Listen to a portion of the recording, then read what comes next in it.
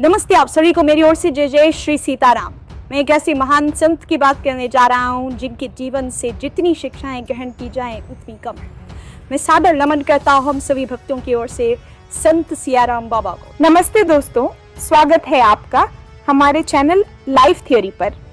एक ऐसे संत जिनकी तपस्या, भक्ति और परोपकार में लाखों लोगों के जीवन को प्रभावित किया, जो नर्मदा के किनारे तपस्या और भक्ति में लीन रहे और समाज के कल्याण में योगदान देते रहे। उनका असली नाम शायद ही किसी को पता हो, लेकिन उनकी भक्ति और दिव्य साधना ने उन्हें एक दिव्य संत के रूप में प्रसिद्ध कर दिया। 11 दिसंबर 2024 को, जिस दिन मोक्षदा एकादशी थी, उस दिन उनका देवलोक गमन हुआ और वो पहले भक्तों के बीच में कह चुके थे कि मोक्षदा एकादशी को ही देवलोक गमन होगा। उनकी शिक्षाएं, उनकी तपस्या की गूंज हमेशा रहने वाली। बाबा जी का जन्म 1933 में हुआ था। 17 वर्ष की आयु में गृहस्थ जीवन त्याग कर आध्यात्मिक मार्ग पर चलने का उन्होंने संकल्प लिया था। कई वर्षों तक वो तीर्थ यात्रा करते रहे और अंत में नर्मदा के तट पर आकर उन्होंने अपनी तपस्या शुरू की। 12 वर्षों तक खड़े रहकर ये मौन व्रत रखा और जब मौन टूटा तो पहला शब्द उन्होंने कहा सियाराम, जो उनकी पहचान बन गया और सब उन्हें सियाराम बाबा के नाम से जानने लगे। बाबा जी का जीवन बहुत साधारण था, लेकिन उन्होंने जो कार्य किए वो असाधारण थे। नर्मदा के तट पर अपनी साधना में इतना मग्न रहते थे कि दिन में 21-21 घंटे तक श्री रामचरितमानस की चौपाइयां पढ़ते थे। उनका विश्वास था कि तप और प्यार से जीवन को सच्चा अर्थ मिलता है। 70 वर्षों तक श्री रामचरितमानस का पाठ किया। इसकी चौपाई का जाप उनके लिए न केवल साधना का हिस्सा था, बल्कि जीवन में दिनचर्या बन चुका था। उनकी सादगी के बहुत सारे उदाहरण हैं। हमेशा वो एक लंगोट में रहे, कड़ाके की ठंड हो, गर्मी हो, मूसलाधार बारिश हो, उनका तप कभी नहीं रुका। भक्तों के बीच में उनकी चाय की केतली बहुत प्रसिद्ध थी, क्योंकि उसमें चाय कभी खत्म नहीं होती थी।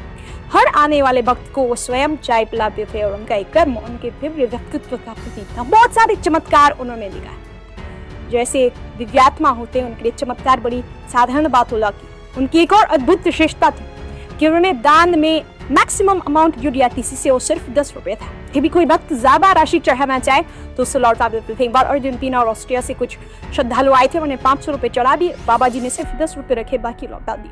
उनका जीवन सादगी का उदाहरण था। उन्होंने अपने लिए कुछ नहीं रखा, जो कोई भी दान ने दिला, समाज के कल्याण के लिए लगा दिया।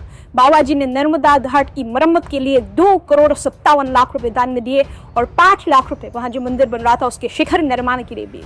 ये वही 10-10 रुपए से इकट्ठा ऊपर के जो है राशि बनी थी। पूरा पैसा उन्होंने कहा नर्मदा जी के किनारे विकास कार्यों में लगाने। उनका जीवन कठिन तप का, प्रभिन्न साधना का प्रतीक था, इसीलिए वो चमत्कारी संत के रूप में जाने गए। कुछ समय पहले उनका एक वीडियो वायरल हुआ जिसमें वो बिना माचिस के दीपक जलाते दिख रहे थे। उनके भक्तों का कहना था कि योग साधना के माध्यम से अपने शरीर को इस तरीके से उन्होंने ढाल दिया था कि हर परिस्थिति में, हर मौसम में उनका शरीर जो है उसके अनुकूल हो जाता था। 11 दिसंबर 2024 को मोक्षदा एकादशी और गीता जयंती के पवित्र दिन उन्होंने अपनी अंतिम श्वास ली। पूरे देश में शोक की लहर फैल गई। उनकी अंतिम यात्रा में लाखों श्रद्धालु आए। नर्मदा के घाट पर उनका अंतिम संस्कार हुआ।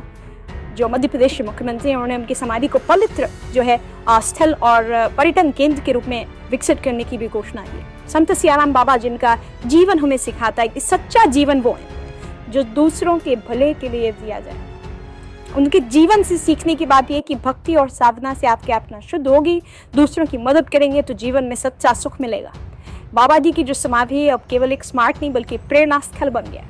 यहाँ आने वाले जो श्रद्धालु हैं उनके जीवन से जुड़ी हर कहानी को महसूस करेंगे, उनकी भक्ति की ऊर्जा को आत्मसात करेंगे।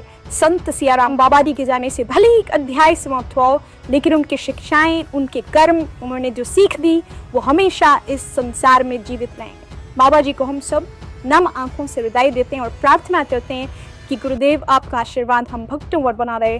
जय जय श्री सीताराम, जय सियाराम। दोस्तों, कैसी लगी आपको हमारी आज की वीडियो? कमेंट करके ज़रूर बताएं और अगर वीडियो अच्छी लगी हो तो लाइक करें और ऐसी ही वीडियो देखने के लिए चैनल को सब्सक्राइब करना ना भूलें।